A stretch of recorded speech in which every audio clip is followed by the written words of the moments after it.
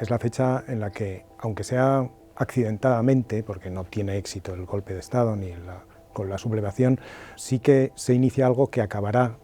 siendo el intento de elaborar una alternativa a la democracia liberal occidental, es decir, a la modernidad. La voluntad de construir algo que era distinto al mismo tiempo del comunismo, al que se oponía,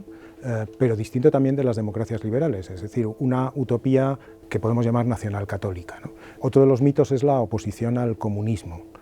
que en el 18 de julio no se manifiesta con tanta virulencia como se manifestará después, porque los comunistas no tenían tanta importancia, aunque sí que está la idea de que lo que se había desencadenado era una revolución.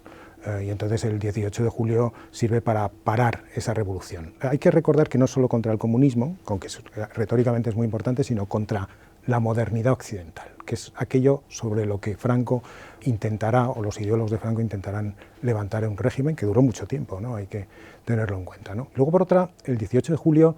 tiene un aspecto distinto en el sentido de que durante la guerra se celebraba el principio de la revolución. Por ejemplo, Azaña tiene un discurso del 18 de julio en Barcelona, es decir, el 18 de julio les permite celebrar a aquellos que han quedado en el bando republicano el inicio de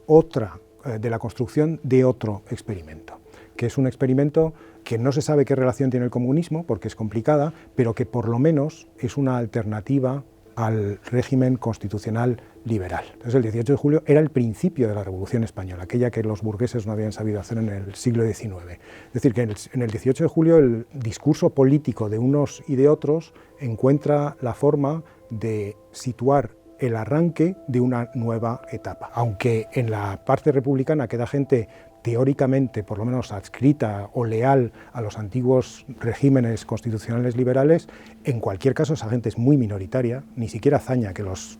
quiere representar en algún momento, los representa de verdad, porque Azaña ya no se cree nada, Azaña es un nihilista absoluto, ¿no? Por eso, después la mitificación que se hace es tan equívoca, porque después nosotros se nos ha enseñado una historia del siglo XX español que solo ve una parte de esto, ¿no?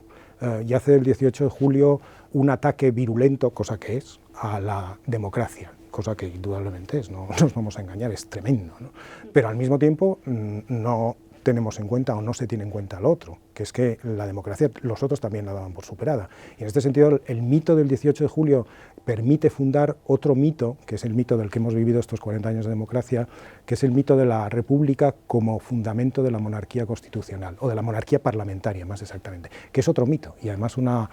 mito con enormes equívocos, ¿no? Que hace que en realidad cuando se recupera la monarquía parlamentaria en el año 75 no se fijen como pasado en la monarquía constitucional, que hubiera sido lo lógico, sino que más bien se fijan en la Segunda República, con lo cual el equívoco es gigantesco, ¿no? Entonces el 18 de julio es un punto clave, extremadamente dramático, de eso no hace falta ni siquiera decirlo, ¿no?